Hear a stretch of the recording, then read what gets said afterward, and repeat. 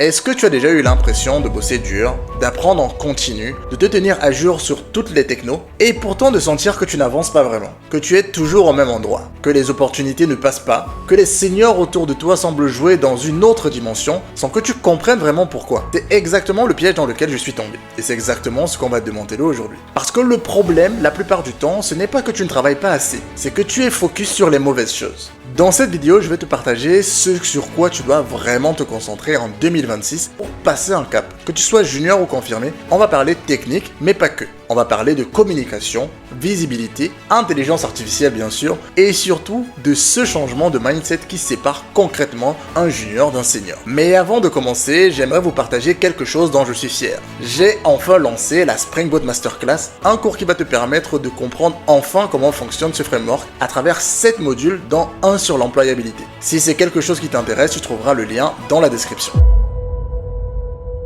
Maintenant, on va poser une base. C'est vrai que la technique compte, mais pas de la façon dont la plupart des gens le pensent. Ce sont surtout les fondamentaux qui sont importants. Quand je parle de fondamentaux, je ne parle pas de connaître le dernier framework à la mode. Je parle de deux choses précises. Les algorithmes et structures de données d'un côté et le système design de l'autre. Les algorithmes et les structures de données, ce n'est pas juste pour passer les entretiens techniques et cocher une case. C'est ce qui te permet de raisonner, de regarder un problème et de voir instinctivement plusieurs façons de l'approcher, de comprendre les trade-offs et éventuellement anticiper ce qui va se passer dans un contexte plus grand. C'est la différence entre quelqu'un qui code et quelqu'un qui pense avant de coder. Le système design, c'est pareil, mais à une autre échelle. Comment tu construis un système qui tient la route, qui peut évoluer ou qui ne s'effondre pas à la première montée en charge. C'est le genre de réflexe que les seniors ont développé et que les juniors n'ont pas souvent encore. Alors, pas parce qu'ils sont moins intelligents, mais parce que ça s'acquiert avec du temps et de la pratique délibérée. Et l'IA dans tout ça, c'est un outil incroyable pour comprendre ces concepts plus vite. Tu peux lui demander de t'expliquer pourquoi un algorithme est plus efficace qu'un autre, de te générer des exemples et même de te challenger sur ta compréhension. En gros, c'est un réel accélérateur. Mais, et c'est là où beaucoup de personnes dérivent, utiliser l'IA pour faire à ta place, ce n'est pas du tout apprendre. C'est esquiver et crois-moi ça se voit. Quand tu ne peux pas expliquer le code que tu as produit ou quand tu ne comprends pas pourquoi ça fonctionne, tu construis complètement sur du sable. Et justement en parlant de dérive, il y a un piège encore plus classique que je dois absolument mentionner. Se former à chaque nouvelle techno qui sort. Rust est sorti, il faut absolument apprendre Rust. Bun est plus rapide que Node, tu y vas sans réfléchir. Un nouveau framework JavaScript, tout le monde s'y met. C'est épuisant et surtout c'est une illusion de progression. Tu accumules des notions superficielles sur plein de choses sans jamais vraiment maîtriser quoi que ce soit. La profondeur, c'est ce qui te différencie, pas la largeur. Maîtrise donc les fondamentaux et le reste viendra se greffer dessus naturellement. Bon, les fondamentaux c'est la base, mais voilà ce que personne te dira ou en tout cas que moi j'ai mis du temps à apprendre.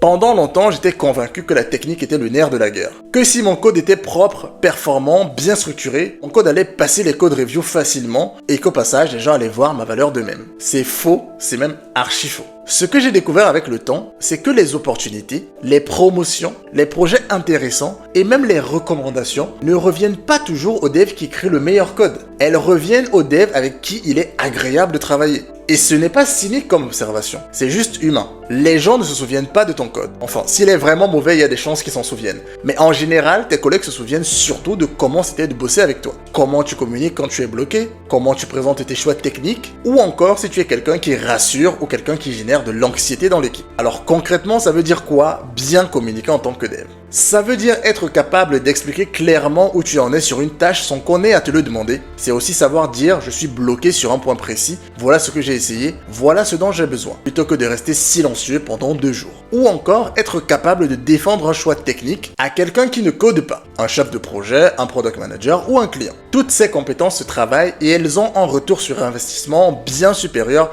à une semaine passée à optimiser une fonction que personne ne regardera vraiment. Alors s'il y a un seul truc à retenir de cette partie, commence à rendre ton travail visible en interne. Pas pour te vanter, mais pour que les gens sachent ce que tu fais, comprennent tes décisions et puissent te faire confiance. La confiance est ce qui te fait avancer dans une boîte et elle se construit par la communication. Maintenant, je veux parler de quelque chose que beaucoup de devs trouvent souvent soit inutile, soit gênant. Et je vais te donner un exemple concret tiré de ma propre expérience. La visibilité externe.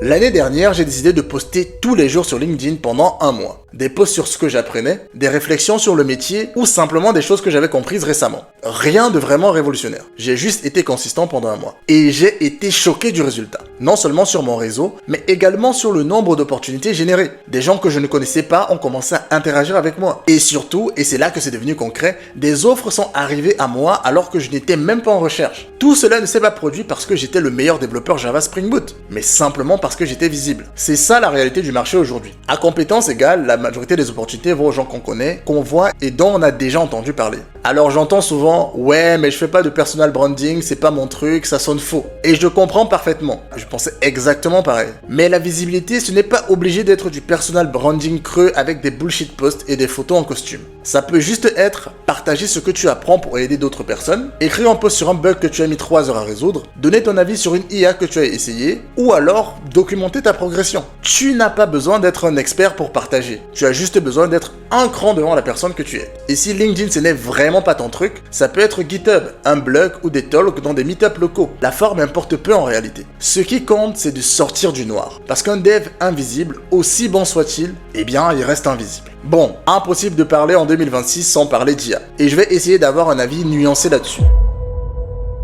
Parce que les discours binaires, l'IA va remplacer les devs, ou l'IA c'est juste un outil, ils n'aident pas vraiment à avancer. Alors voici mon avis sur la question. L'IA, c'est un levier que je n'avais pas quand j'ai commencé. Et franchement, j'aurais adoré l'avoir. Pouvoir générer du boilerplate en quelques secondes, débloquer une incompréhension à 23 heures sans attendre le lendemain, ou explorer un concept sous 10 angles différents en 15 minutes, c'est une accélération réelle. Si tu l'utilises bien, tu peux progresser plus vite que n'importe quelle génération de dev avant toi. Mais, et c'est un gros mais, il y a un piège que je vois partout en ce moment. Tomber dans le vibe coding. Tu promptes, l'IA génère, tu copies-colles, ça marche, et toi tu n'as rien appris. Pire, tu as l'impression d'avoir avancé alors que tu as juste délégué la réflexion. Et crois-moi, ça se voit immédiatement en entretien, en code review ou en production quand quelque chose pète. Si tu ne peux pas expliquer ce que ton code fait ligne par ligne, ou si tu ne comprends pas pourquoi cette solution et pas une autre, tu es clairement vulnérable. Et un senior le repère en 30 secondes. L'IA doit être un accélérateur pour ta compréhension, pas un substitut à ta réflexion. Maintenant, est-ce que le métier change avec l'IA ? Oui, clairement. Mais honnêtement, il a toujours changé. C'est une des raisons pour lesquelles on se lance là-dedans d'ailleurs. Pour ne pas faire tous les jours la même chose pendant 40 ans. L'IA, c'est juste le nouveau chapitre d'une histoire qui a toujours été en mouvement. Ce qui ne changera jamais par contre, c'est la compréhension de ce qu'on construit. Savoir pourquoi une décision technique est meilleure qu'une autre, et d'être capable de raisonner même si les outils nous lâchent. Ça, aucun modèle ne peut le faire à ta place. On arrive au cœur du sujet. Parce que tout ce qu'on a vu jusqu'ici, les fondamentaux, la communication, la visibilité, l'IA, tout ça sert un seul objectif. Changer ta façon de penser ton rôle. Et je veux te le montrer de la façon la plus claire possible.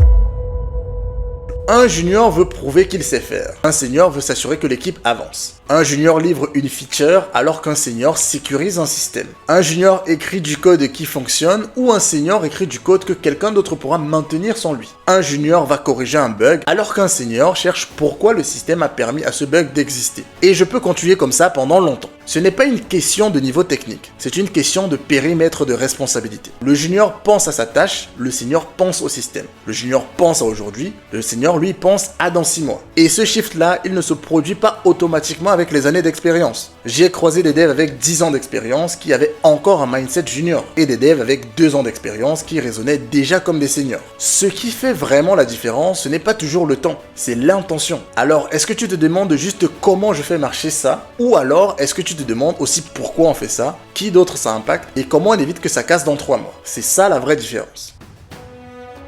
Si tu as regardé cette vidéo jusqu'ici, tu as déjà le bon mindset. Un dernier conseil, et c'est le plus important, n'essaie pas de tout changer en même temps. Travaille ces éléments un par un jusqu'à ce que tu trouves l'équilibre. La progression, ce n'est pas du tout un sprint. C'est une accumulation de bons choix dans la durée. Si cette vidéo t'a apporté quelque chose, laisse un commentaire. Dis-moi où tu en es dans ta progression, junior, mid, en transition. Et si tu as un collègue qui galère à passer un cap, partage-lui cette vidéo, ça pourra sûrement l'aider.